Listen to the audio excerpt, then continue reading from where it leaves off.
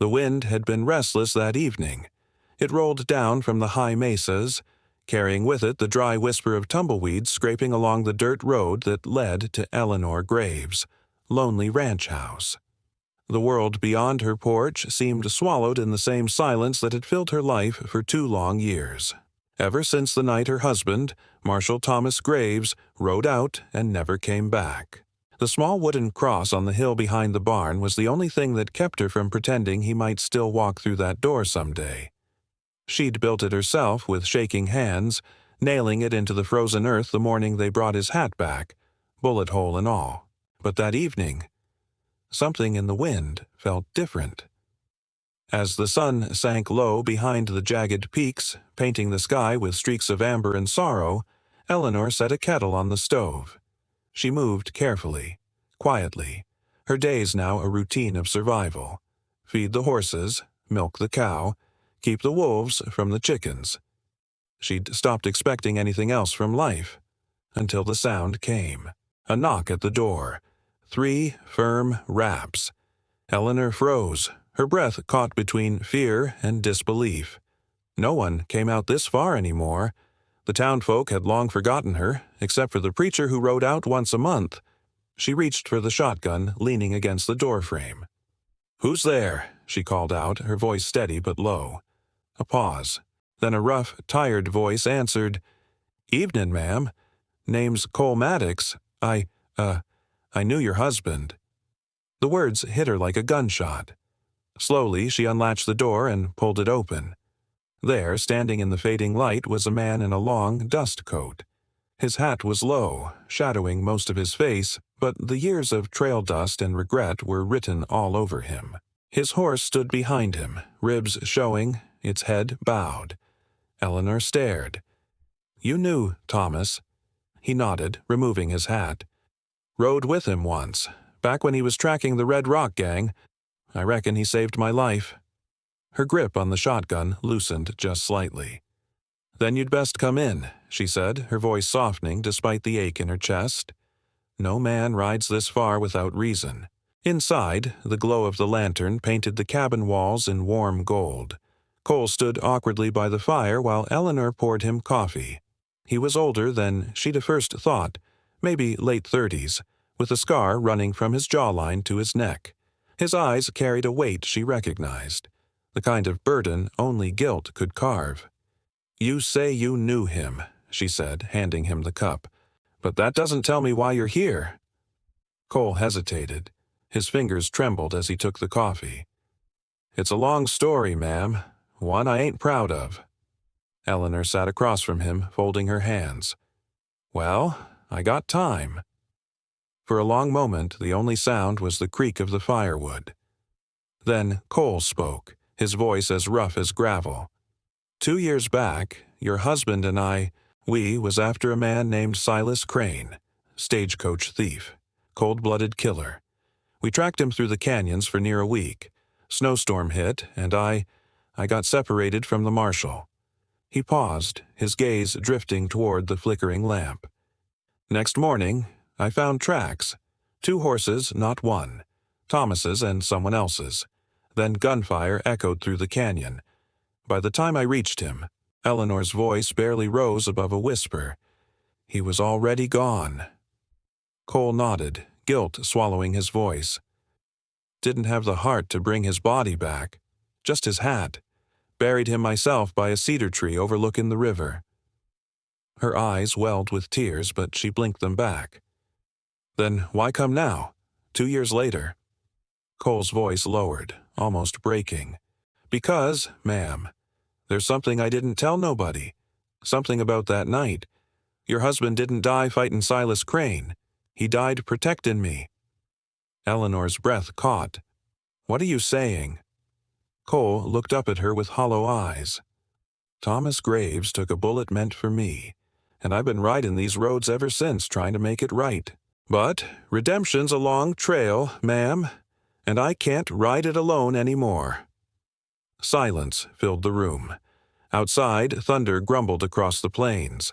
The storm was coming. Eleanor stared at him, anger, grief, and something else stirring inside her. You think you can walk into my home after 2 years? Tell me that my husband died for you and expect me to forgive you? Cole set the cup down slowly. No, ma'am. I don't expect forgiveness. I came here to tell you something else.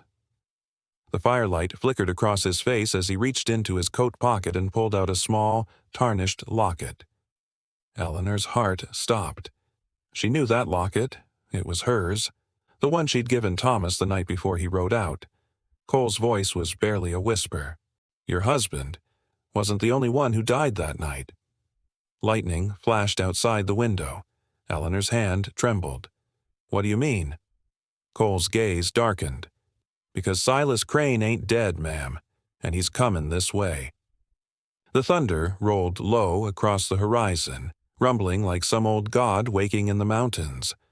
Rain began to pepper the windows of Eleanor's cabin, each drop tapping out a nervous rhythm. Cole Maddox stood by the fire, his hand still holding that small locket, the one Eleanor had once clasped around her husband's neck. Her voice was tight, trembling between anger and fear. You said, Silas Crane ain't dead? Cole nodded slowly. No, ma'am.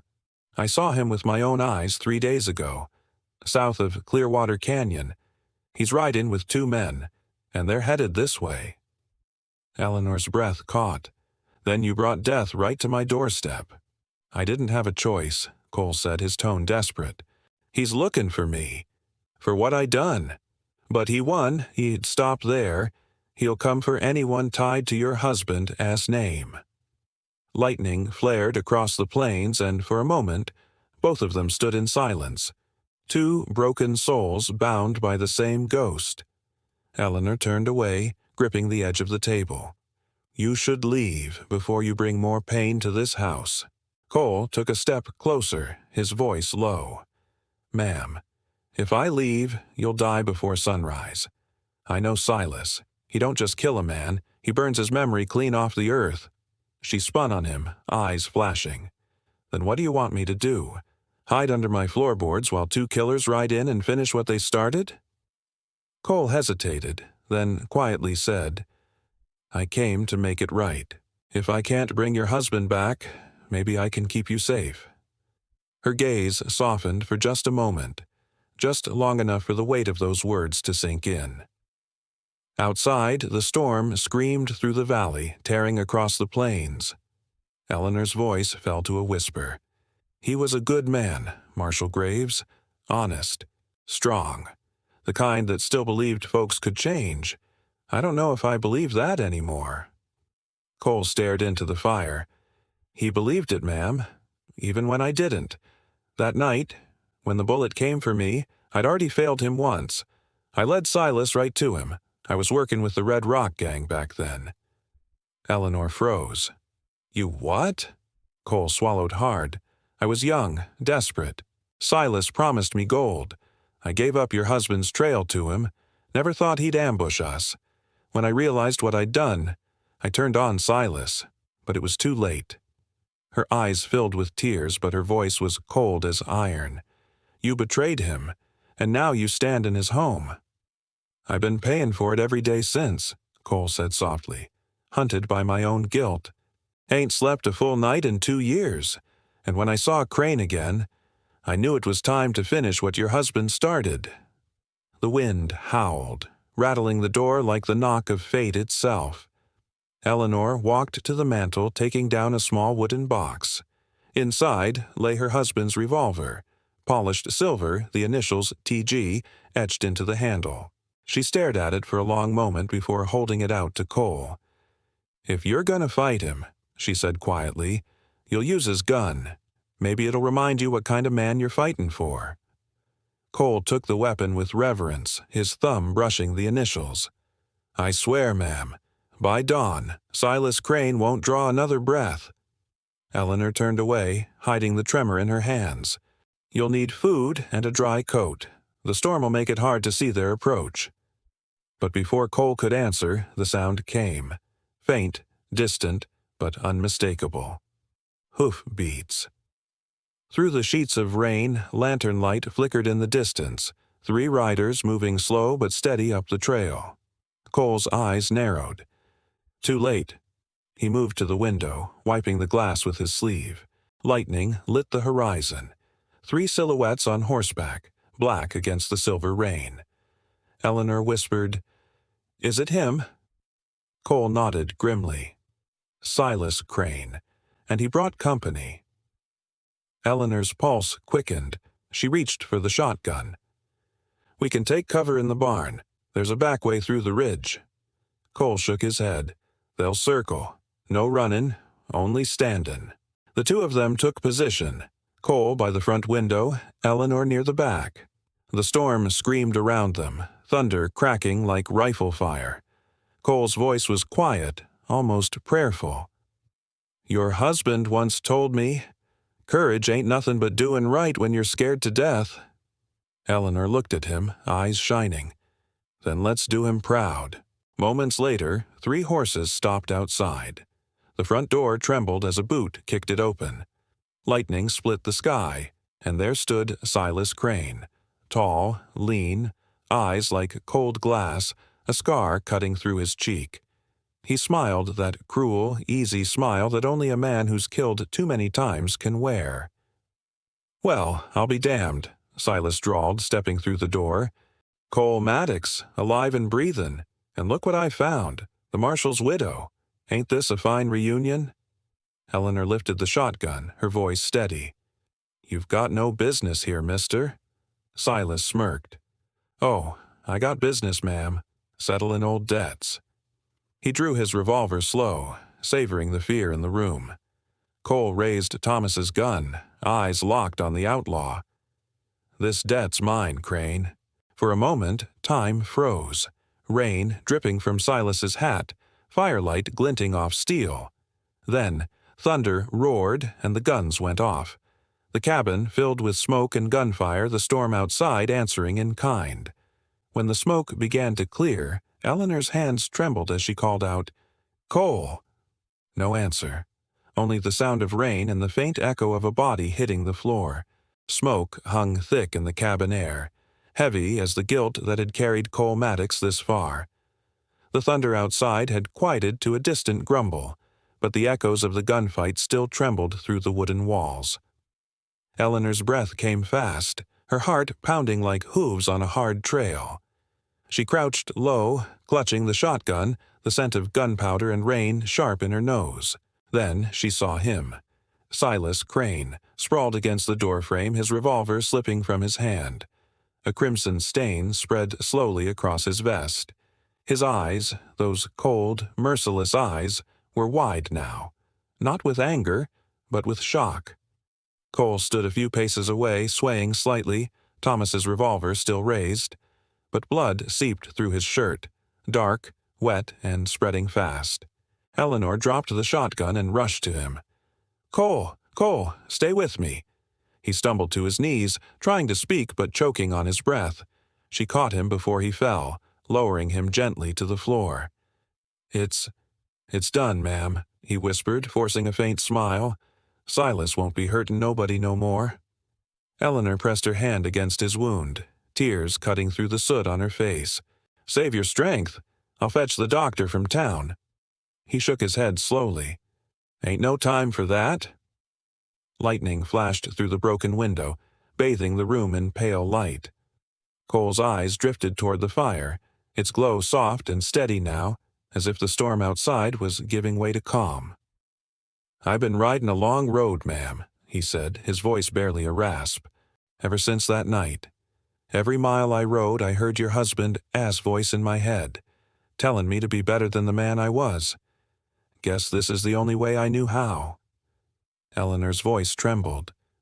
"Why'd you come back, Cole? Why now?" He looked at her, his eyes glistening with the kind of sorrow words couldn't touch. "Because I couldn't die with a lie on my soul." She frowned softly. "A lie?" Cole's voice faltered. "Your husband. He didn't hate me for what I done. He forgave me, right there in the snow. Said men like us gotta keep riding, 'cause if good don't chase the bad, evil wins easy." His breath grew shallow. "He told me to live. to make it right. So I did what I could, helped folks when I could, buried the bad part of me where he fell. But when I saw Silas again, I knew it was time to finish it. Tears streamed freely down Eleanor's face now. She gripped his hand tight. You did, Cole. You did right by him. He smiled faintly, a shadow of peace crossing his worn features.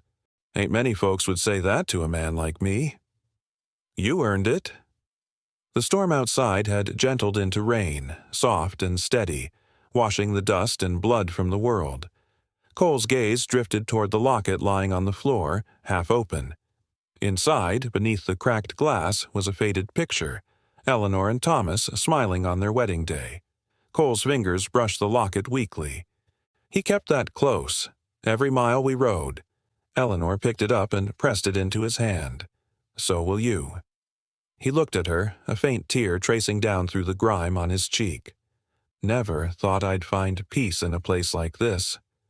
She smiled through her tears. Peace finds those who stop running. He gave one last breath, soft as wind through prairie grass. Guess I can stop now. His hand went still. Outside, the clouds parted. The first rays of dawn spilled across Redwood Valley, painting the wet earth gold. The storm had passed. Eleanor sat there for a long time, the fire crackling low beside her, Cole's hand still in hers. The silence that filled the room wasn't empty. It was full of something sacred. Forgiveness. When the sun finally rose high enough to touch the hill behind her ranch, she stood, wrapping Cole's body in a blanket. She carried him out past the barn, to the place where her husband's cross stood watch over the valley. She dug until her hands bled, the morning wind cold on her face. Then she built a second cross beside the first. 2 wooden markers, 2 men, one forgiven, one remembered. When the preacher rode out a few days later, she told him everything. About the stranger, about the truth, about how a man can find redemption even in his dying breath. And when he asked her what she'd like the new cross to say, she thought for a long while before answering. Write this, she said softly. Here lies a man who found the courage to come home.